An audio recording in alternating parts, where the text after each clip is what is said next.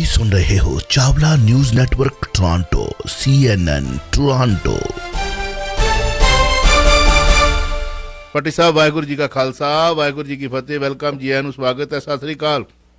ਸਤਿ ਸ੍ਰੀ ਅਕਾਲ ਜੀ। ਮੇਰੇ ਵੱਲੋਂ ਵੀ ਆਪ ਜੀ ਦੇ ਸਾਰੇ ਸਰੋਤਿਆਂ ਨੂੰ ਵਾਹਿਗੁਰੂ ਜੀ ਕਾ ਖਾਲਸਾ ਵਾਹਿਗੁਰੂ ਜੀ ਕੀ ਫਤਿਹ ਜੀ। ਕੀ ਹਾਲ ਚਾਲ? ਠੀਕ ਠਾਕ ਹੋ?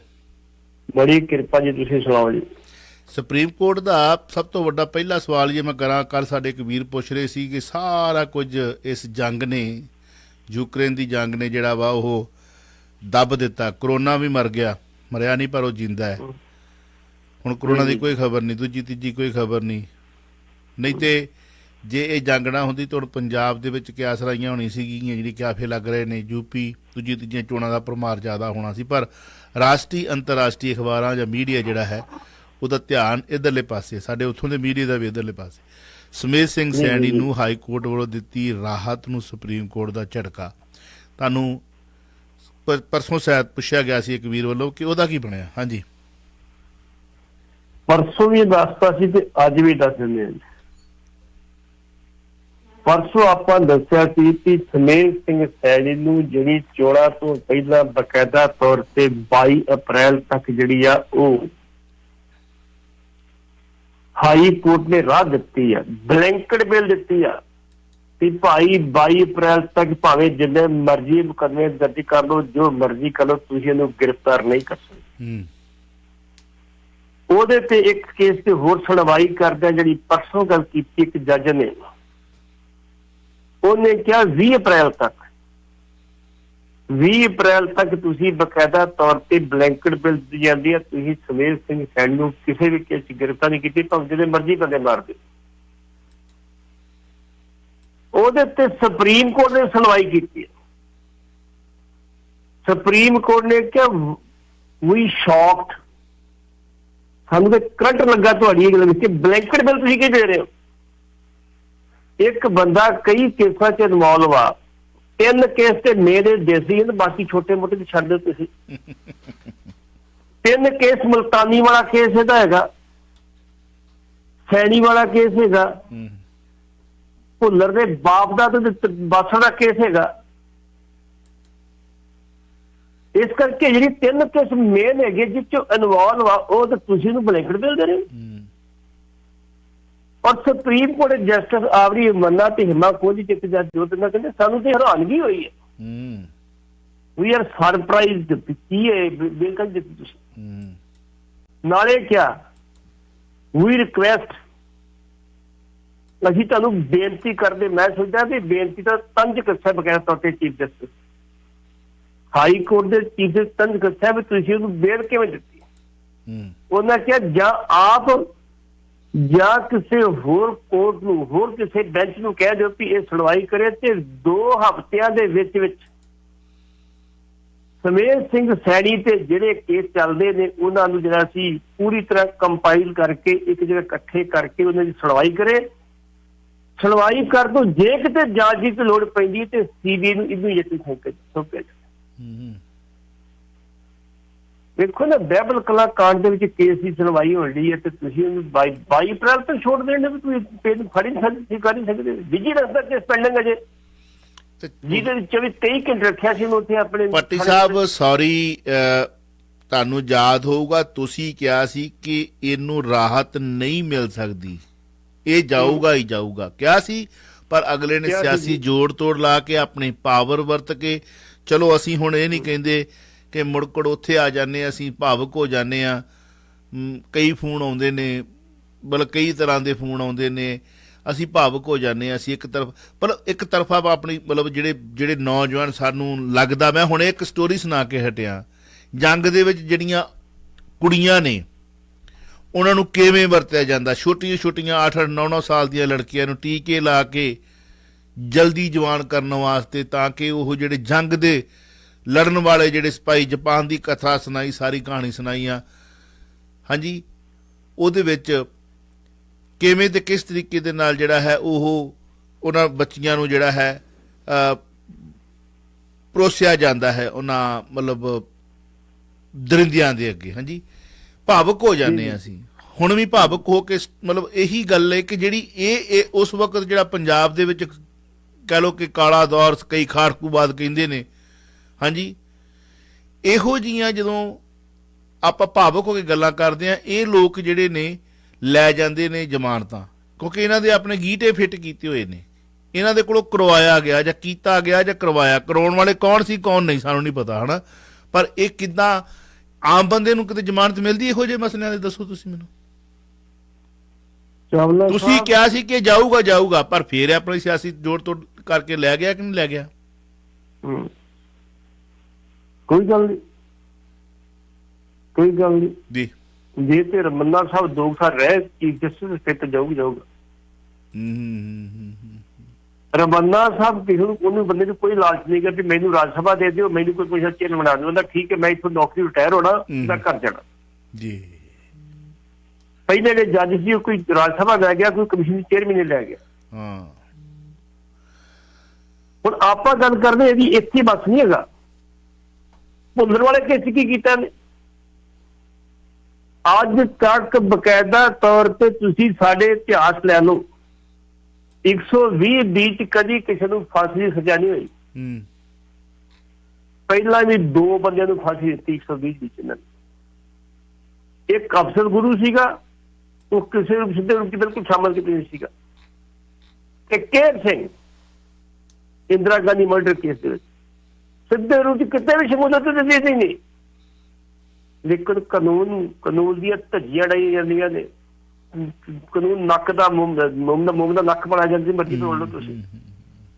ਤੇ ਤੀਜਾ ਦਵਿੰਦਰਪਾਲ ਸਿੰਘ ਭੁੱਲਰ ਜਿਹੜਾ ਇੱਥੇ ਹੈ ਹੀ ਨਹੀਂ, ਉਹਦੇ ਵਿੱਚ ਸੈਣੀ ਦੋਸ਼ੀ ਆ। ਸੈਣੀ ਨੇ ਕਹਿ ਕੇ ਨਾ ਪਾਇਆ ਸੀ ਕਿ ਇਹ ਪਰਿਵਾਰ ਜਿਹੜਾ ਸਹਿੰਦਾ ਵਾ, ਪੜ੍ਹਿਆ ਲਿਖਿਆ ਵਾ, ਜਿਹੜੇ ਦੇ ਨੇ ਪਿਓ ਦੇ ਦਾਦਾ ਮਾਰਿਆ, ਮਾਸੜ ਮਾਰਿਆ, ਮੈਨੂੰ ਪਰੇਸ਼ਾਨ ਕਰਨਗੇ, ਦਰਖਾਸਤਾਂ ਦੇਣਗੇ, ਮੇਰੇ ਖਿਲਾਫ ਪਰਚਾ ਦਰਜ ਕਰਾਉਣ ਦੀ ਕੋਸ਼ਿਸ਼ ਕਰਨਗੇ। ਇਸ ਕਰਕੇ ਭੁੱਲਰ ਨੂੰ ਫਸਾਇਆ ਗਿਆ ਸੀ। ਜੇ ਉਹਦੀ ਪੜਤਾਲ ਹੋਵੇ ਤੁਹਾਨੂੰ ਸੱਚ ਸਾਹਮਣੇ ਆ ਜਾਊਗਾ। ਤੇ ਇਹਦਾ ਹੱਥ ਕੌਣ ਬਣਿਆ?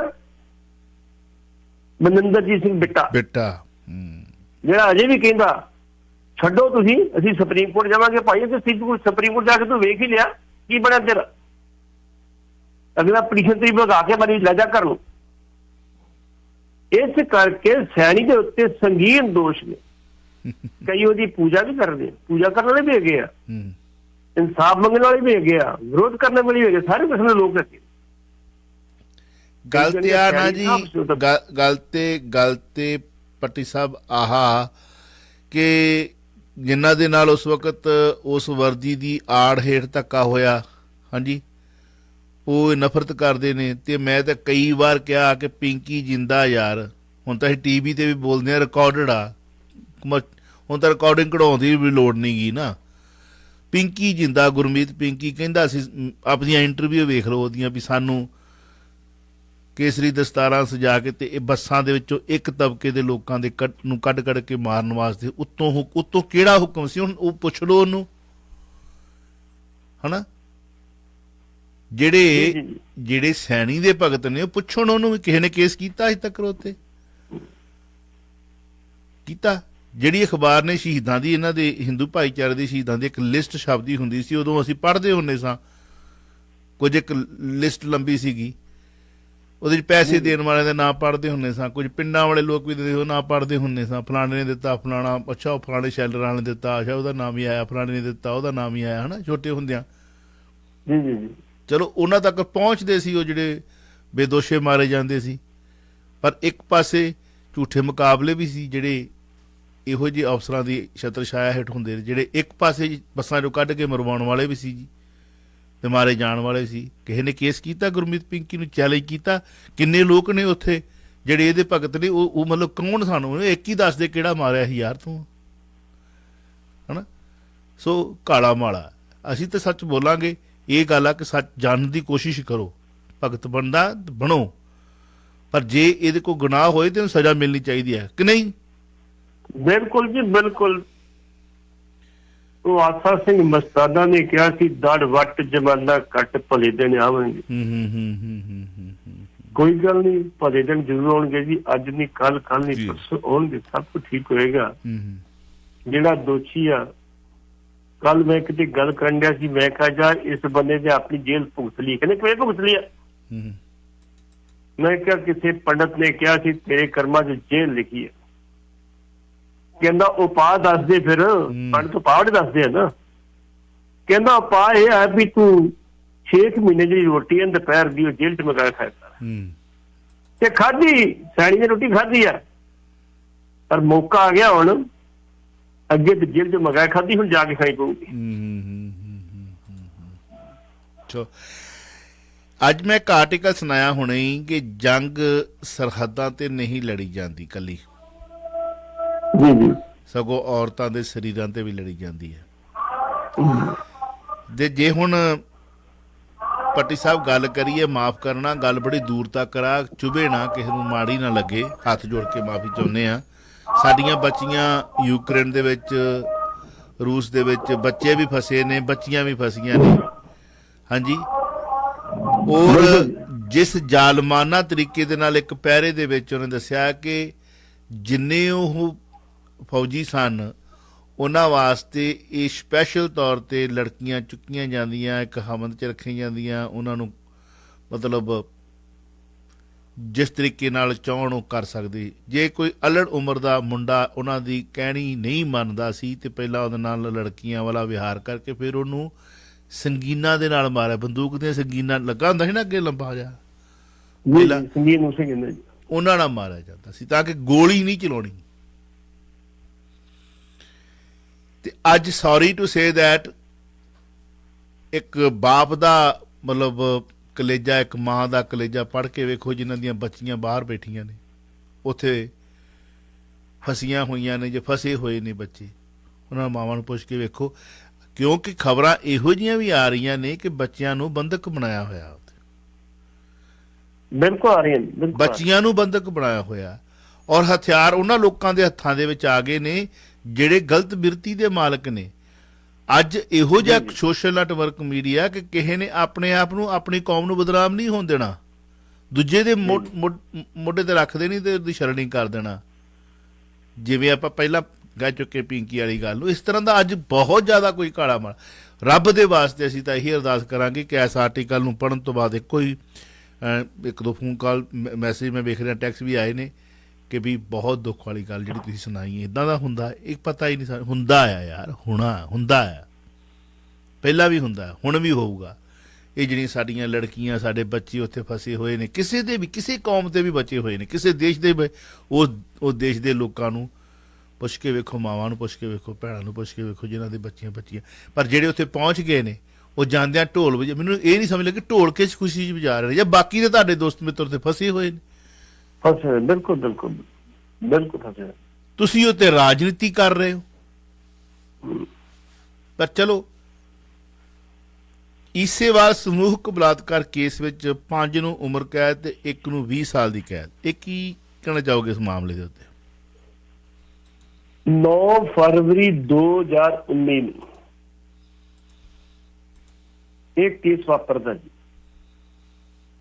9 ਫਰਵਰੀ ਨੂੰ ਜਿਸ ਤਰ੍ਹਾਂ ਅਸੀਂ ਵੈਲਨਟਾਈਨ ਡੇ ਮੰਗਵਾਉਂਦੇ, ਇਸੇ ਤਰ੍ਹਾਂ ਕਈ ਜਗ੍ਹਾ ਤੇ ਚਾਕਲੇਟ ਡੇ ਮਨਾਇਆ ਜਾਂਦਾ।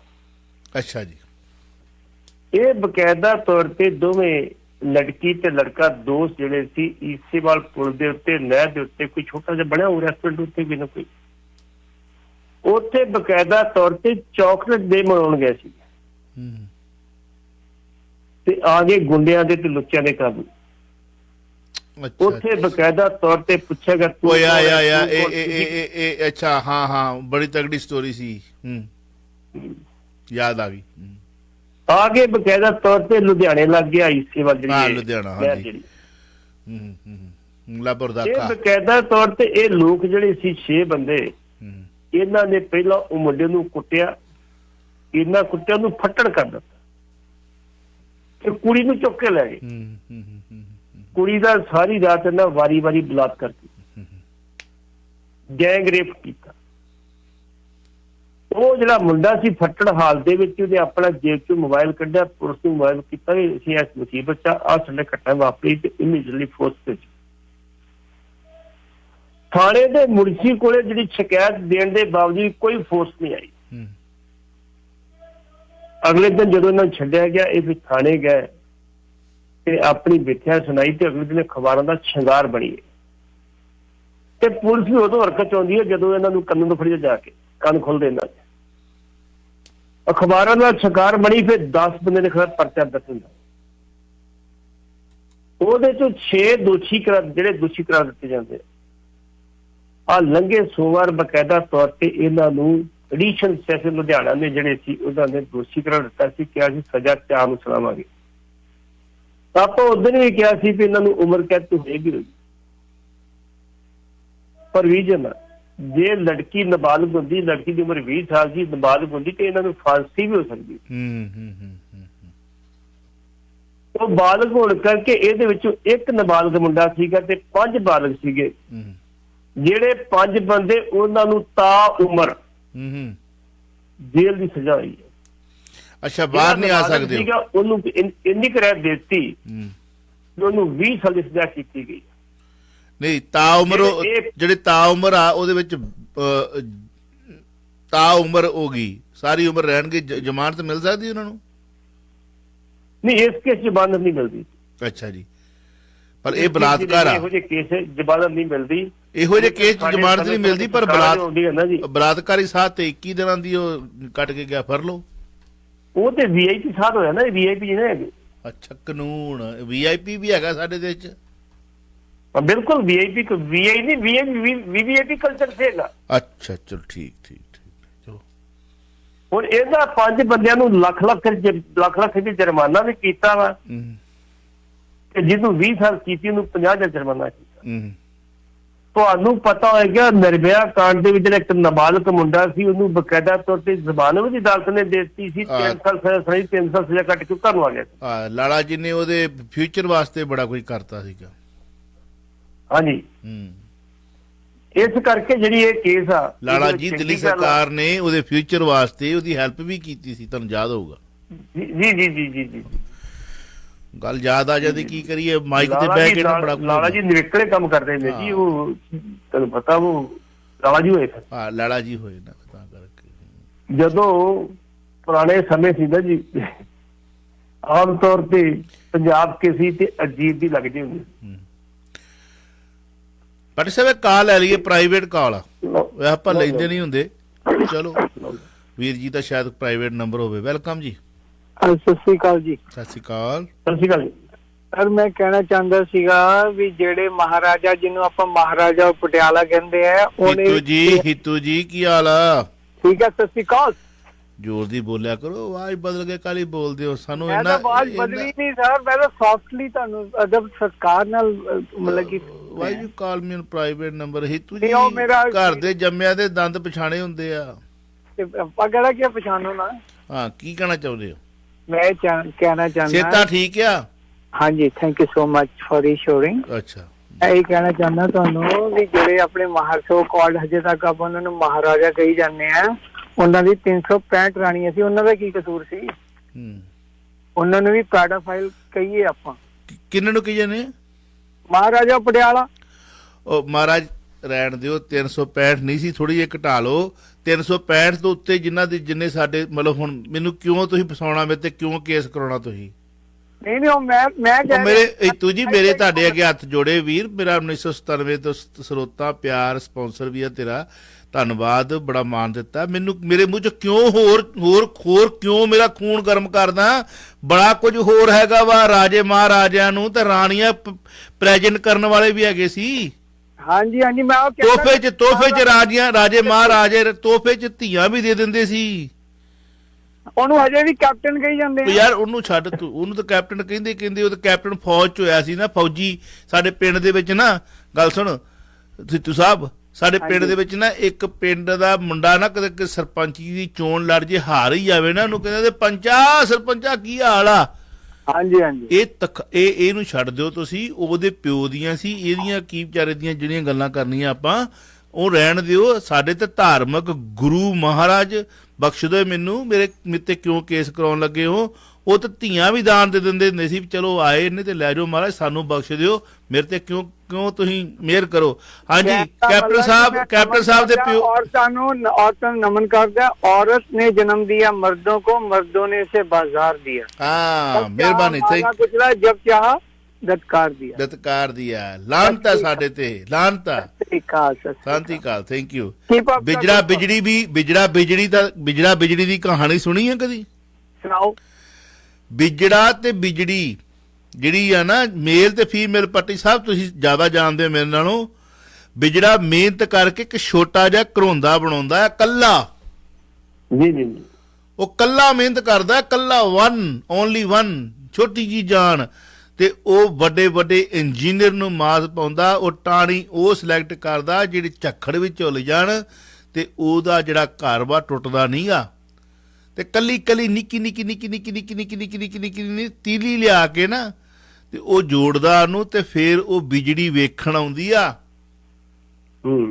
ਤੇ ਫਿਰ ਉਹਦੇ ਘਰ ਨੂੰ ਸਿਲੈਕਟ ਕਰਦੀ ਆ, ਪਸੰਦ ਕਰਦੀ, ਤੇ ਫਿਰ ਉਹਦੇ ਨਾਲ ਉਹ ਸੰਜੋਗ ਕਰਦੀ। ਭਾਈ ਹਾਂਜੀ, ਸਾਡੇ ਨਾਲੋਂ ਤਾਂ ਜਾਨਵਰ ਚੰਗੇ ਸੀ ਤੇ ਜਾਨਵਰਾਂ ਨੂੰ ਗਿਰੇ ਹੋਏ ਆ। ਅੱਜ ਆ ਦੇਖ ਲਓ ਜੀ, ਪ੍ਰਿੰਸ ਐਂਡਰੂ ਨੇ ਸਿਰਫ ਪੈਸੇ ਦੇ ਕੇ ਆਪਣੀ ਜਾਨ ਛੁਡਾ ਲਈ, ਕਹਿਣ ਨੂੰ ਕਵੀਨ। ਨਹੀਂ, ਉਹ ਪਨਿਸ਼ਮੈਂਟ ਹੋਈ ਆ, ਹੁਣ ਕੀ ਕਰੋਗੇ ਤੁਸੀਂ? ਨਹੀਂ ਪਨਿਸ਼ਮੈਂਟ ਹੋਈ, ਚਾਵਲਾ ਸਾਹਿਬ ਕੰਪਰੋਮਾਈਜ਼ ਹੋ ਗਿਆ। ਨਹੀਂ, ਕੰਪਰੋਮਾਈਜ਼ ਹੋਇਆ, ਚਲੋ ਹੋਇਆ ਨਾ, ਕੰਪਰੋਮਾਈਜ਼ ਹੋਇਆ, ਪਰ ਪਰ ਉਹਨੂੰ ਵੀ ਤਾਂ ਅੱਛਾ ਗੱਲ ਸੁਣੋ, ਤੁਸੀਂ ਉਹਨੂੰ ਛੱਡੋ, ਉਹਨੂੰ ਵੀ ਤਾਂ ਇੰਨੇ ਸਾਲਾਂ ਬਾਅਦ ਯਾਦ ਆਇਆ। ਯਾਦ ਉਹ ਨਹੀਂ ਹੁੰਦਾ, ਉਹਦੇ ਬੱਚੇ ਹੁੰਦੇ, ਡਰਦੇ ਹੁੰਦੇ। ਨਹੀਂ ਨਹੀਂ ਨਹੀਂ ਨਹੀਂ ਨਹੀਂ, ਉਹ ਕਾਨੂੰਨ ਉਦੋਂ ਹੀ, ਉਸ ਦੇਸ਼ ਦਾ ਕਾਨੂੰਨ ਉਦੋਂ ਵੀ ਉਹੀ ਹੈ ਤੇ ਹੁਣ ਵੀ ਉਹੀ ਹੈ। ਅਮੈਂਡਮੈਂਟ ਇਸ ਮਾਮਲੇ 'ਚ ਨਹੀਂ ਆਈ। ਯਾਰ ਜਿਹੜੇ ਬੱਚੇ ਹੁੰਦੇ ਆ ਉਹਨਾਂ ਨੂੰ ਸਾਈਕੋਲੋਜੀਕਲੀ ਜਾਗਰੂਕ। ਮਿਹਰਬਾਨੀ, ਆਈ ਲਵ ਯੂ। ਹੁੰਦਾ ਧੱਕਾ ਔਰਤਾਂ ਦੇ ਨਾਲ, ਧੱਕਾ ਵਿਦ ਯੂ। ਤੁਹਾਨੂੰ ਜਿਹੜਾ ਇਹੋ ਜਿਹੇ ਟੌਪਿਕ ਨੂੰ ਡੇਅਰ ਕਰਨ ਲਈ ਨਾ, ਤੁਹਾਨੂੰ ਵੀ ਸਲਾਮ। ਮਿਹਰਬਾਨੀ, ਥੈਂਕ ਯੂ ਹਿਤੂ ਜੀ, thank you, keep up the good work. Thank you very much. 1997 ਤੋਂ ਸਾਡੇ ਸਪਾਂਸਰ ਨੇ ਜੀ ਇਹ, ਔਰ ਧੰਨਵਾਦ ਜੀ, ਮਿਹਰਬਾਨੀ। ਹਾਂਜੀ, ਅਗਲਾ ਮੇਰਾ ਕੁਐਸਚਨ, ਜੇ ਆਪਾਂ ਗੱਲ ਕਰੀਏ ਤਾਂ ਰੱਬ ਦੇ ਘਰ ਅਸੀਂ ਜਾਂਦੇ ਹਾਂ ਰੱਬ ਨੂੰ ਨਮਨ ਹੋਣ ਵਾਸਤੇ। ਹਾਂਜੀ, ਪਾਕਿਸਤਾਨ ਦੀ ਕੱਲ ਮੈਂ ਖਬਰ ਪੜ੍ਹੀ ਸੀਗੀ, ਪਿਸ਼ਾਵਰ ਦੇ ਇਲਾਕੇ ਵਿੱਚ ਮਸਜਿਦ ਦੇ ਵਿੱਚ ਆਤਮਘਾਤੀ ਹਮਲਾ ਹੋਇਆ। ਕੋਈ 33 ਲਿਖਦਾ, ਕੋਈ 38 ਲਿਖਦਾ, ਕੋਈ 58 ਲਿਖਦਾ, ਕੋਈ 80 ਲਿਖਦਾ ਫਟੜ, ਕੋਈ 200 ਲਿਖਦਾ, ਪਰ ਹੈ ਤਾਂ ਰੱਬ ਦਾ ਘਰ। ਰੱਬ ਹੈ ਕਿੱਥੇ ਯਾਰ, ਮੈਨੂੰ ਸਮਝ ਨਹੀਂ ਆਉਂਦੀ। ਇੱਕ ਰੋਈ ਸੀ ਧੀ ਪੰਜਾਬ ਦੀ, ਤੂੰ ਲਿਖ ਲਿਖ ਮਾਰੇ ਵੈਣ ਲੱਖਾਂ ਧੀਆਂ ਰੋਂਦੀਆਂ ਤੇ ਵਾਰਿਸ਼ਾਂ ਨੂੰ ਕਹਿ। ਕੀ ਯਾਰ, ਰੱਬ ਦੇ ਘਰ ਦੇ ਵਿੱਚ ਰੱਬ, ਅਸੀਂ ਚਲੋ ਮੰਨਦੇ ਹਾਂ, ਮਸਜਿਦ ਹੋਈ, ਗੁਰਦੁਆਰਾ ਹੋਇਆ, ਮਸਜਿਦ ਹੋਈ ਜਾਂ ਮੰਦਿਰ ਹੋਇਆ, ਉਸ ਵਕਤ ਭਗਵਾਨ ਕਿੱਥੇ ਆ? ਉਹ ਜਿਹੜੇ ਇਨੋਸੈਂਟ ਲੋਕ ਮਰ ਰਹੇ ਹੁੰਦੇ, ਤੜਫ ਰਹੇ ਹੁੰਦੇ, ਅੱਜ ਕਰਾ ਰਹੇ ਹੁੰਦੇ ਨੇ, ਕਿੱਥੇ ਨੇ ਉਸ ਵਕਤ ਰੱਬ ਜੀ? ਕਿਉਂ ਨਹੀਂ ਰੋਕਦੇ ਇਹਨਾਂ ਦੇ? ਕਿਉਂ ਨਹੀਂ ਇਹਨਾਂ ਦੇ ਮਤਲਬ ਹੱਥ ਜਾਮ ਹੋ ਜਾਂਦੇ, ਰੁਕ ਜਾਂਦੇ, ਫ੍ਰੀ ਹੋ ਜਾਂਦੇ ਵੀ ਨਹੀਂ ਵੀ ਇਹ ਕੰਮ ਨਹੀਂ ਇੱਥੇ ਕਰਨਾ, ਨਹੀਂ ਹੋਣ ਦੇਣਾ? ਕੀ ਕਹਿਣਾ ਚਾਹੋਗੇ? ਜਿਹੜੀ ਤੁਸੀਂ ਪਾਕਿਸਤਾਨ ਪਸ਼ਾਵਰ ਦੀ ਗੱਲ ਕੀਤੀ ਹੈ ਜੀ, ਧਰਮਾਂ ਦੇ ਵਿੱਚ ਕਲਟ ਹੁੰਦੇ, ਸਾਡੇ ਵੀ ਹੈਗੇ, ਲੇਕਿਨ ਅਸੀਂ ਇਸ ਗੱਲ ਤੋਂ ਬਚੇ ਹਾਂ। ਅਸੀਂ ਸਿਧਾਂਤ ਨੂੰ ਮਾਰਦੇ, ਬੰਦੇ ਦੀ ਮਾਰਦੇ। ਪਾਕਿਸਤਾਨ ਦੇ ਵਿੱਚ 20ਵੀਂ ਸਦੀ ਦੇ ਸ਼ੁਰੂ ਦੇ ਵਿੱਚ ਇਹ ਆਤਮਘਾਤੀ ਪ੍ਰੋਗਰਾਮ ਸ਼ੁਰੂ ਹੋ ਗਿਆ ਸੀ ਤੇ 1960 ਦੇ ਵਿੱਚ ਇਹ ਕਾਫੀ ਵੱਧ ਗਿਆ ਤੇ 1970 ਦੇ ਵਿੱਚ ਜਦੋਂ ਬਕਾਇਦਾ ਤੌਰ ਤੇ ਜਿਆਲ ਹੱਕ ਬੈਠਾ ਗੱਦੀ ਤੇ ਉਹਨੇ ਕਾਫੀ ਸ਼ਹਿ ਦਿੱਤੀ ਸੀ ਨਾ ਧਾਰਮਿਕ ਜਥੇਬੰਦੀਆਂ ਨੇ ਵੀ ਤੁਸੀਂ ਇਹ ਕੰਮ ਕਰ ਸਕਦੇ। ਪਹਿਲਾਂ ਇਹਨਾਂ ਨੇ ਅਹਿਮਦੀ ਮੁਸਲਮਾਨ ਜਿਹੜੇ ਪਾਕਿਸਤਾਨ ਦੇ, ਉਹਨਾਂ ਨੂੰ ਕੀਤਾ ਵੀ ਇਹ ਮੁਸਲਮਾਨ ਨਹੀਂ, ਉਹਨਾਂ ਦੇ ਪਾਸਪੋਰਟ ਤੇ ਅੱਜ ਵੀ ਨੌਨ ਮੁਸਲਿਮ ਲਿਖਿਆ ਜਾਂਦਾ ਹੈ, ਮੁਸਲਮਾਨ ਨੇ। ਉਹਨਾਂ ਦਾ ਹੈਡਕੁਆਟਰ ਕਿੱਥੇ ਆ? ਗੁਰਦਾਸਪੁਰ ਜ਼ਿਲ੍ਹੇ ਦੇ ਕਾਦੀਆਂ ਕਸਬੇ ਦੇ, ਜਿੱਥੇ ਉਹ ਸਾਜ ਇੱਕ ਬੜੀ ਵੱਡੀ ਗਿਣਤੀ 'ਚ ਇਕੱਠੇ ਹੋ ਕੇ ਵਰਲਡ ਤੋਂ, ਪੂਰੇ ਦੁਨੀਆ 'ਚ ਇਕੱਠੇ ਹੁੰਦੇ, ਉਹ ਇਕੱਠੇ ਹੋ ਕੇ ਆਪਣੇ ਸਮਾਗਮ ਕਰਦੇ। ਪਹਿਲਾਂ ਉਹਨਾਂ ਨੂੰ ਇਹਨਾਂ ਨੇ ਕਿਹਾ ਵੀ ਭਾਈ ਇਹ ਸਾਡਾ ਹਿੱਸਾ ਨਹੀਂ, ਜਿਹੜੇ ਸੁੰਨੀ ਨੇ। ਮੁੜ ਕੇ ਸ਼ੀਆ ਦੀ ਗੱਲ ਚੱਲ ਪਈ ਕਿ ਨਹੀਂ ਜੀ, ਇਹਦਾ ਸਿਧਾਂਤ ਵੱਖਰਾ, ਸਾਡਾ ਵੱਖਰਾ ਹੈ, ਮੁਸਲਮਾਨ ਨੇ। ਹੁਣ ਬਕਾਇਦਾ ਤੌਰ ਤੇ ਸ਼ੀਆ ਜਿਹੜੇ ਉਹ ਥੋੜੇ ਨਰਮ ਨੇ, ਉਹ ਲਿਬਰਲ ਨੇ, ਸੁੰਨੀ ਬੜੇ ਕੱਟੜ ਨੇ। ਇਹਨਾਂ ਦੇ ਵਿੱਚ ਪ੍ਰਵਿਰਤੀ ਜਿਹੜੀ ਸ਼ੁਰੂ ਹੋਈ ਆ 1970 ਤੋਂ ਸ਼ੁਰੂ ਹੋਈ ਹੈ, ਜਿਹੜੀ ਆ ਆਤਮਘਾਤੀ ਵਾਲਿਆਂ ਦੀ ਤੇ ਆ ਜਹਾਦੀਆਂ ਦੀ, ਉਹੀ ਜਹਾਦੀ ਮੁੜ ਕੇ ਸਾਡੇ ਅਫਗਾਨਿਸਤਾਨ 'ਚ ਗਿਆ, ਉਹੀ ਫੁਕਾਦੀ ਜਿਹੜੇ ਜਾਂਦੇ ਸਾਡੇ ਬਕਾਇਦਾ ਤੌਰ ਤੇ ਕਸ਼ਮੀਰ 'ਚ ਆਏ। ਇਹਨਾਂ ਨੇ ਜਹਾਦੀ ਪਤਾ ਕੀਤੇ ਉਦੋਂ, ਉਹ ਚਰਮ ਸੀਮਾ ਤੇ ਹੁਣ ਵੇਖੋ ਜਿਹੜਾ ਬੰਦਾ ਆਤਮਹੱਤੀ ਗਿਆ, 2 ਬੰਦੇ ਗੋਲੀਆਂ ਚਲਾਉਂਦੇ ਗਏ, ਆਪਣੇ ਨਾਲ ਬੰਬ ਕੇ ਲੈ ਕੇ ਗਏ, ਸ਼ਹੀਦ ਹੋ ਗਏ। ਲੇਕਿਨ ਉਹ ਆਪਣੇ ਆਪਣੇ ਵੇਲੇ ਲਓ ਜੀ ਅਸੀਂ ਤੇ ਚਲੇ ਗਏ ਸਵਰਗ 'ਚ। ਸਾਨੂੰ ਤੇ ਲੋੜ ਹੀ ਨਹੀਂ ਕਿਸੇ ਗੱਲ ਦੀ। ਅੱਲਾਹ ਖੁਦਾ ਸਾਨੂੰ ਆਪ ਲੈਣ ਵਾਸਤੇ ਆਇਆ ਤੇ ਜਿਹੜੇ ਬੰਦੇ ਮਰ ਗਏ ਭਾਈ ਉਹ ਕਿੱਥੇ ਗਏ ਨੇ? ਫਿਰ 57 ਤੁਸੀਂ ਬੰਦੇ ਮਾਰਤੇ, 200 ਦੇ ਕਰੀਬ ਫੱਟੜ ਕਰ ਦਿੱਤੇ। ਇਸ ਕਰਕੇ ਉਸ ਧਰਮ ਦੇ ਵਿੱਚ ਜਿਹੜਾ ਇਹ ਪ੍ਰਵਿਰਤੀ ਮਾਰੀ ਆ, ਇਹ ਦੇਣ ਇਹਨਾਂ ਲੀਡਰਾਂ ਦੀ, ਸਿਆਸੀ ਆਗੂਆਂ ਦੀ ਦੇਣ ਜਾਂ ਧਾਰਮਿਕ ਆਗੂਆਂ ਦੀ ਦੇਣ। ਜੇ ਧਰਮ ਇੱਕ ਅੱਲਾਹ ਨੂੰ ਤੁਸੀਂ ਮੰਨਦੇ ਹੋ, ਜੇ ਅੱਲਾਹ ਨੂੰ ਮੰਨ ਕੇ ਵੀ ਤੁਸੀਂ ਆਪਣੇ ਵੱਖੋ ਵੱਖਰੇ ਵਖੇਵੇਂ ਕਰਕੇ ਇੱਕ ਦੂਜੇ ਨੂੰ ਮਾਰਨ ਤੇ ਤੁਰੇ ਹੋ, ਤੇ ਫਿਰ ਤੇ ਮੈਂ ਸੋਚਦਾ ਵੀ ਵਿਕਾਸ ਹੀ ਵਿਨਾਸ਼ ਹੀ ਹੁੰਦਾ। ਹੋਰ ਜੀ ਚਲੋ ਮੈਂ ਉਹੀ ਗੱਲ ਕੀਤੀ ਹੈ ਜੀ। ਸਾਡੇ 'ਚ ਵੀ ਹੈਗੇ ਨੇ, ਸਾਡੇ 'ਚ ਕਿੰਨੇ ਨੇ, ਕਈ ਹੈਗੇ, ਲੇਕਿਨ ਅਸੀਂ ਸਿਧਾਂਤ ਮਾਰਦੇ, ਅਸੀਂ ਸਿਧਾਂਤ ਦਾ ਬੇੜਾ ਗਰਕ ਕਰਦੇ, ਅਸੀਂ ਮਰਿਆਦਾ ਦੇ ਭੰਗ ਕਰਦੇ। ਚਲੋ ਆਪਸ ਵਿੱਚ ਨਹੀਂ ਲੜਦੇ, ਵੱਖਰੀ ਗੱਲ। ਕਿਉਂ ਨਹੀਂ ਲੜਦੇ? ਕਿਉਂ ਨਹੀਂ ਲੜਦੇ? ਆ ਦਰਬਾਰ ਸਾਹਿਬ ਦੇ ਜਿਹੜੇ ਡਾਂਗਾ ਛੱਲੀਆਂ ਕੁੱਟੇ ਸੀ, ਜਿਹੜੇ 328 ਰੂਪਾਂ ਦਾ ਹਿਸਾਬ ਤਾਂ ਮੰਗਦੇ ਸੀ, ਉਹ ਨੰਗੇ ਕਰ ਕੁੱਟੇ। ਕੱਲ ਦੀ ਗੱਲ ਛੋਟੀ ਮੋਟੀ ਘਟਨਾਵਾਂ ਨਾ ਉਸ ਲੈਵਲ ਤੇ ਜਿਸ ਤੇ ਇਹਨਾਂ ਕੀਤੀਆਂ ਨੇ। ਨਹੀਂ ਕੁੱਟੇ ਤੇ ਲੜਦੇ ਤੇ ਹੈਗੇ ਆ। ਉਹ ਤੇ ਸਿਰਫ ਜਿਹੜੀਆਂ ਸਾਡੀ ਹਉਮੈ ਦੀ ਗੱਲ ਸੀ ਕਿ ਨਹੀਂ ਅਸੀਂ ਤਕੜੇ ਆ ਤੁਸੀਂ ਮਾੜੇ ਜੀ, ਅਸੀਂ ਤਕੜੇ ਅਸੀਂ ਮਾੜੇ, ਉਹ ਤਾਂ ਹਉਮੈ ਦੇ ਚੱਕ ਕੇ ਕੀਤਾ ਸਭ ਕੁਝ। ਅੱਛਾ ਚਲੋ ਇਹ ਵੀ ਤੁਸੀਂ ਹਿਸਾਬ ਨਹੀਂ ਮੰਗ ਸਕਦੇ,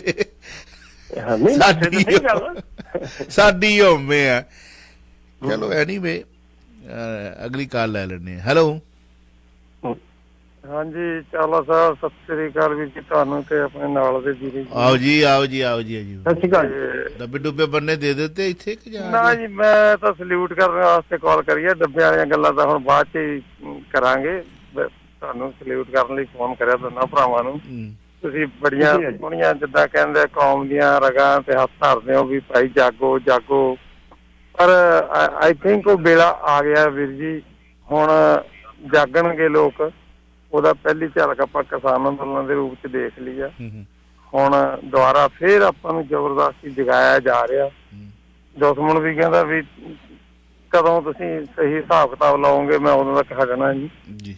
ਤੋ ਪਰਮਾਤਮਾ ਮਿਹਰ ਕਰੇ ਤੁਹਾਡੇ ਤੋਂ। ਧੰਨਵਾਦ। ਹੁਣ ਮੈਂ ਸਵਾਲ ਦੀ ਦਾਗਣਾ ਤੁਹਾਡੇ ਤੇ ਕੋਈ, ਤੁਸੀਂ ਪ੍ਰੋਗਰਾਮ ਨਾ ਕੋਈ ਨਹੀਂ, ਮੈਂ ਸਿਰਫ ਜਸਟ ਪ੍ਰੋਗਰਾਮ ਲਈ ਐਜ ਅ ਲਿਸਨਰ ਕਾਲ ਕੀਤਾ ਅੱਜ। ਹਾਂਜੀ ਐਜ ਲਿਸਨਰ ਕਾਲ ਕਰਿਆ ਮੈਂ। ਇਹ ਗੁਰਦੀਪ ਸਿੰਘ ਜੀ ਮਾਮੂ ਨੇ 1997 ਸਾਡੇ ਲਿਸਨਰ ਨੇ, ਭਰਾਵਾਂ ਵਾਲਾ ਪਿਆਰ ਹੈ ਤੇ ਤਕਰਾਰ ਹੁਣ ਹੋ ਜਾਂਦੀ ਕਿਉਂਕਿ ਆਮ ਆਦਮੀ ਪਾਰਟੀ ਦੇ ਸਿਪਾ ਸਲਾਰ ਨੇ।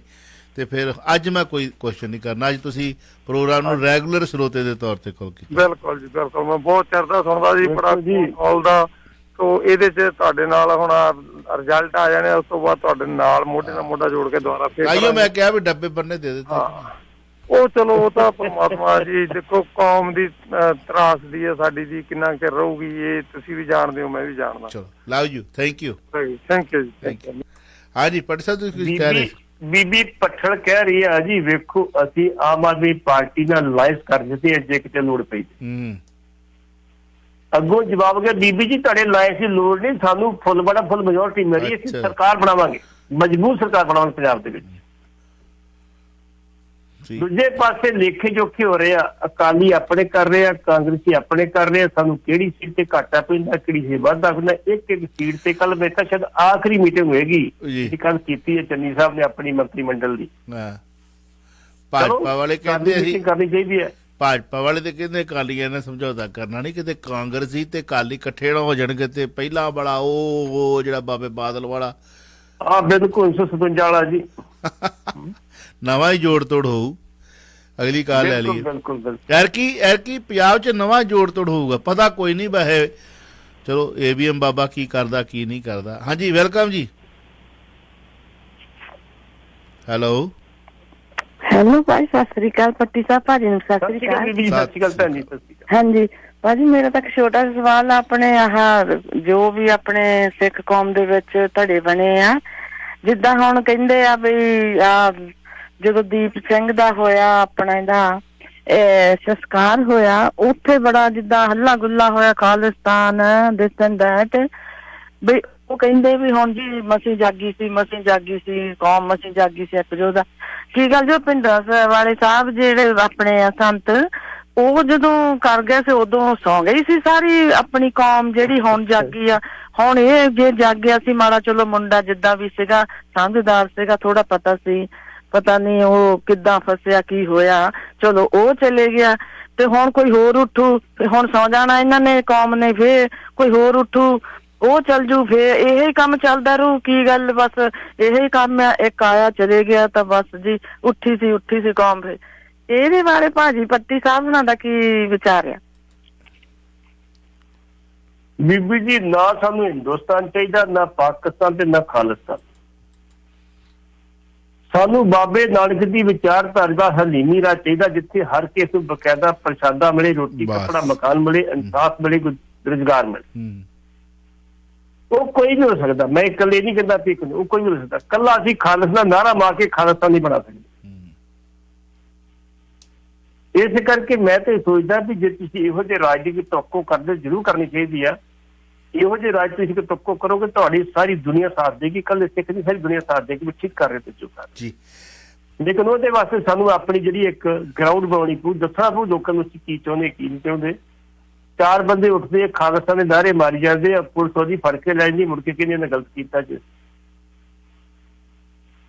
ਮਾਨ ਸਾਹਿਬ ਨੂੰ ਇੱਕ ਵਾਰੀ ਮੈਂ ਕਿਹਾ, ਮੈਂ ਕਿਹਾ ਮਾਨ ਸਾਹਿਬ ਹਾਂਜੀ ਸਾਰੇ ਜਿਹੜੀ ਸਰਕਾਰਾਂ ਬਣਾ ਕੇ ਅਹੁਦੇ ਲੈ ਗਏ, MP ਬਣ ਗਏ, ਮਿਨਿਸਟਰ ਬਣ ਗਏ, ਤੁਸੀਂ ਖਾਲਿਸਤਾਨ ਮੰਗਦੇ ਹੋ, ਖਾਲਿਸਤਾਨ ਦੇ ਮਿਲਣਾ ਮੁਲਣਾ ਤਾਂ ਹੈ ਨਹੀਂ।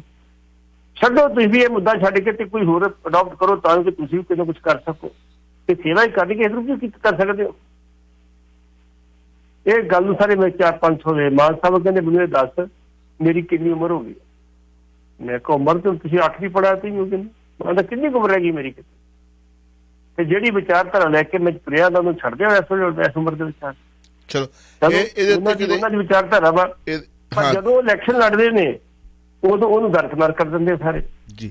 ਚਲੋ ਉਦੋਂ ਮੰਦਿਰਾਂ 'ਚ ਵੀ ਜਾਂਦੇ ਆ, ਮਸਜਿਦਾਂ 'ਚ ਵੀ ਜਾਂਦੇ ਆ, ਗੁਰਦੁਆਰੇ ਜਾਂਦੇ ਆ, ਜਾ ਕੇ ਮੱਥੇ ਵੀ ਟੇਕਦੇ ਆ, ਸ਼ਿਵਲਿੰਗ ਦੀ ਪੂਜਾ ਵੀ ਕਰਦੇ ਆ, ਸਾਰਾ ਕੁਝ ਹੁੰਦਾ ਜੀ। ਖੈਰ ਨਹੀਂ ਵੀ ਜਿੰਨੇ ਵੀ ਚੋਣ ਲੜਦੇ ਨੇ ਨਹੀਂ ਵੀ ਸਾਰਾ ਕੁਝ ਕਹਿੰਦੇ ਵੀ ਸਾਡਾ ਵੇਖੋ ਇਹ ਤਾਂ ਹੈ ਨਹੀਂ ਵੀ ਜੇ ਖਾਲਿਸਤਾਨ ਬਣਦਾ ਤੇ ਉਹਦੇ ਵਿੱਚ ਸ਼ਰਾਬ ਦੇ ਠੇਕੇ ਨਹੀਂ ਹੋਣਗੇ, ਲੋਕੀ 2 ਨੰਬਰ ਦੀ ਕੱਢ ਕੇ ਵੇਚ ਜਾਣਗੇ, ਉੱਥੇ ਖਾੜੇ ਨਹੀਂ ਲੱਗਣਗੇ। ਹਾਂਜੀ, ਉੱਥੇ ਕੋਈ ਬੇਈਮਾਨੀ ਨਹੀਂ ਹੋਊਗੀ। ਸ਼ਰਾਬ ਹਾਂ ਇਹ ਅੱਜ ਦੀ ਨਹੀਂ, ਜਦੋਂ ਦਾ ਮਨੁੱਖ ਪੈਦਾ ਉਹਦੇ ਵਿੱਚ ਸ਼ਰਾਬ ਹੈਗੀ। ਪੰਜਾਬ ਦੇ ਵਿੱਚ ਕੋਈ 250 ਕਰੀਬ ਜਿਹੜੇ ਪਿੰਡ ਨੇ ਹੈਗੇ ਸੰਧੂਆਂ ਦੇ ਪਿੰਡ ਹੈਗੇ। ਸੰਧੂਆਂ ਦੇ ਇੱਕ ਵੱਡ ਵਡੇਰ ਹੋਇਆ ਬਾਬਾ ਮਰਾਣਾ, ਜਿੱਥੇ ਵੀ ਬਕਾਇਦਾ ਤੌਰ ਤੇ ਸੰਧੂਆਂ ਦੇ ਪਿੰਡ ਹੋਣਗੇ ਉਹਦੇ ਲਾਗੇ ਬਾਬੇ ਮਰਾਣੇ ਦੀ ਜਗ੍ਹਾ ਜ਼ਰੂਰ ਬਣੀ ਹੋ। ਬਾਬਾ ਮਰਾਣਾ ਕੌਣ ਸੀ? ਗੁਰੂ ਘਰ ਦਾ ਸੇਵਕ ਸੀ। ਸਮਾਂ ਥੋੜਾ ਜੀ ਕੋਈ 30 ਸੈਕਿੰਡ। ਉਹ ਬਕਾਇਦਾ ਤੌਰ ਤੇ ਕਰਦਾ ਕੀ ਸੀਗਾ? ਉਹ ਕਰਦਾ ਸੀ ਵੀ ਜਦੋਂ ਸਿੰਘ ਜੰਗ ਜੋ ਲੜ ਕੇ ਆਉਂਦੇ ਸੀ ਉਹਨਾਂ ਵਾਸਤੇ ਪ੍ਰਸ਼ਾਦੇ, ਮੀਟ, ਮੁਰਗੇ, ਦਾਲ, ਸਬਜ਼ੀ ਤੇ ਜਿਹਨੇ ਦਾਰੂ ਪੀਣੀ ਉਹ ਕੱਢ ਕੇ ਰੱਖਦਾ ਸੀ। ਅੱਛਾ, ਰੱਖ ਇਹ ਵੀ ਤੁਸੀਂ ਪੀ ਸਕਦੇ ਜੀ। ਆਪ ਨਹੀਂ ਸੀ ਪੀਂਦਾ ਲੇਕਿਨ ਟਹਿਲ ਸੇਵਾ ਕਰਦਾ ਸੀ। ਹੁਣ ਉਹਦੇ ਜਿਹੜੇ ਉਹਦੇ ਪੈਰੋਕਾਰ ਨੇ ਸੰਧੂ ਜੱਟ ਨੇ ਜਿਹੜੇ ਉਹ ਕੀ ਕਰਦੇ ਆ ਕਿ ਜਦੋਂ ਆਪਣੇ ਘਰ ਸ਼ਰਾਬ ਕੱਢਦੇ ਪਹਿਲਾਂ ਬਾਬੇ ਮਰਾਣੇ ਦੀ ਅਰਦਾਸ ਕਰਦੇ, ਬਾਬਾ ਮੇਰੀ ਸ਼ਰਾਬ ਬਾਬਾ ਰੋਡੂ ਸ਼ਾਹ ਵੀ ਹੈਗਾ, ਇਧਰ ਕਪੂਰਥਲੇ ਵਾਲੇ ਪਾਸੇ ਵੀ ਹੈਗਾ, ਤਰਨਤਾਰਨ ਚ 2-3 ਹੈਗੇ ਨੇ, ਕਈ ਹੈਗੇ। ਇਸ ਕਰਕੇ ਜਿਹੜਾ ਸ਼ਰਾਬ ਦਾ ਜੀ ਇਹ ਅੱਜ ਦੀ ਗੱਲ ਨਹੀਂ, ਇੱਕ ਪੁਰਾਤਨ ਸਮੇਂ ਤੋਂ ਚੱਲਦੀ ਆ ਰਹੀ ਹੈ, ਅੱਜ ਨਹੀਂ ਹੈਗੀ। ਪਰ ਇਹ ਆ ਵੀ ਉਦੋਂ ਕੋਈ ਇਹਦਾ ਢੰਗ ਤਰੀਕਾ ਸੀ, ਹੁਣ ਢੰਗ ਤਰੀਕਾ ਕੋਈ ਹੈ। ਸਾਡੇ ਇੱਕ ਖੀਰ ਖਾਣ ਵਾਲੇ ਵੀ ਹੈਗੇ ਨੇ। Voice of city 1320M। ਅੱਛਾ, ਫਾਜ਼ਿਲਕਾ ਦੇ ਸਟਰੋਂਗ ਰੂਮ 'ਚ ਚੱਲੀ ਗੋਲੀ, ਇੱਕ ਮੌਤ ਹੋਈ ਹੈ। ਵੈਸੇ 2 ਮਿੰਟ ਮੈਂ ਐਕਸਟਰਾ ਲੈ ਰਿਹਾ, ਕੀ ਕਹਿਣਾ ਚਾਹੋਗੇ? ਦੇਖੋ, ਜਿਹੜੀ ਤੁਸੀਂ ਫਾਜ਼ਿਲਕਾ ਦੀ ਗੱਲ ਕੀਤੀ ਹੈ ਜੀ, ਸਟਰੋਂਗ ਰੂਮ 'ਚ ਗੋਲੀ ਚੱਲੀ। ਬਲਦੇਵ ਚੰਦ ਨਾਮ ਦਾ ਇੱਕ ਸਬ ਇੰਸਪੈਕਟਰ, ਉਹਨੂੰ ਗੋਲੀ ਲੱਗੀ ਤੇ ਸਟਰੋਂਗ 'ਚ ਗੋਲੀ ਚੱਲਣੀ ਇਮੀਡੀਏਟਲੀ ਫਿਰ ਤੁਹਾਨੂੰ ਪਤਾ ਫੋਰਸਿਸ ਭੱਜਣੀ ਆਉਣੀ। ਇਸ ਦੀ ਗੱਲ ਤੁਸੀਂ ਗੋਲੀ ਕਿਉਂ ਚੱਲੀ, ਕਿਹਨੇ ਚਲਾਤੀ ਹੈ, ਲੇਕਿਨ ਅਜੇ ਤੱਕ ਉਹ ਸਪਸ਼ਟ ਨਹੀਂ ਹੋ ਸਕਿਆ ਵੀ ਉਹਨੇ ਆਤਮ ਹੱਤਿਆ ਕੀਤੀ ਹੈ ਜੋ ਗੋਲੀ ਇਹ ਚੱਲ ਗਈ। ਉਹਦੇ ਸਰਵਾਂ ਦਾ ਗੋਲੀ ਚੱਲੀ। ਉਹ ਮੰਦਭਾਗੀ ਘਟਨਾ ਵਾ। ਦੇਖੋ, ਕੱਲ ਦੀ ਡੇਟ ਦੇ ਵਿੱਚ 4 ਸਬ ਇੰਸਪੈਕਟਰ, 4 ਥਾਣੇਦਾਰ ਜਿਹੜੇ ਤੁਰ ਗਏ ਨੇ, 4 ਥਾਣੇਦਾਰ, 3 ਥਾਣੇਦਾਰ ਬਕਾਇਦਾ ਤੌਰ ਤੇ ਇਕੱਲੇ ਕਪੂਰਥਲੇ ਦੇ ਵਿੱਚ ਹਾਰਟ ਅਟੈਕ ਨਾਲ ਚਲੇ ਗਏ ਇੱਕ ਦਿਨ ਦੇ, ਕਿਉਂਕਿ ਸਟ੍ਰੈਸ ਬਹੁਤ ਜ਼ਿਆਦਾ ਵਾ। 12-12 13 ਤਰ੍ਹਾਂ ਦੀ ਡਿਊਟੀ, ਖੜੇ ਰਹਿਣਾ, ਜੇ ਕਿਤੇ ਗਾਂਹ ਪਛਾਏ ਅਫਸਰ ਆ ਕੇ ਬੇਇੱਜ਼ਤੀ ਕਰਦੇ। ਕਦੀ ਕਿਸੇ ਨੇ ਸੋਚਿਆ ਵੀ ਇਹਦੇ ਵਿਚਾਰੇ ਦੀ ਕੋਈ ਆਪਣੀ ਪਾਣੀ ਪੀਣਾ, ਕੋਈ ਰੋਟੀ ਖਾਣੀ, ਕਿ ਚਾਹ ਪੀਣੀ, ਕੋਈ ਕਿਸੇ ਸੋਚਿਆ ਨਹੀਂ। ਉਹ ਸਟ੍ਰੈਸ ਕਰਕੇ ਜਿਹੜਾ ਉਹ 3 ਬੰਦੇ ਜਿਹੜੇ ਆ, 3 ਥਾਣੇਦਾਰ ਕਪੂਰਥਲੇ ਜ਼ਿਲ੍ਹੇ ਦੇ ਵਿੱਚ ਇੱਕੇ ਦਿਨ ਹੀ ਹਾਰਟ ਅਟੈਕ ਨਾਲ ਮਰ ਗਏ ਸੀ। ਚੌਥਾ ਥਾਣੇਦਾਰ ਮਰ ਗਿਆ। ਮੰਦਭਾਗੀ ਘਟਨਾ ਨਹੀਂ ਵਾਪਰਨੀ ਚਾਹੀਦੀ ਸੀ, ਲੇਕਿਨ ਜਾਂਚ ਹੋ ਰਹੀ ਹੈ ਜੀ ਉਹ ਗੋਲੀ ਕਿਵੇਂ ਤੇ ਕਿਉਂ ਚੱਲੀ।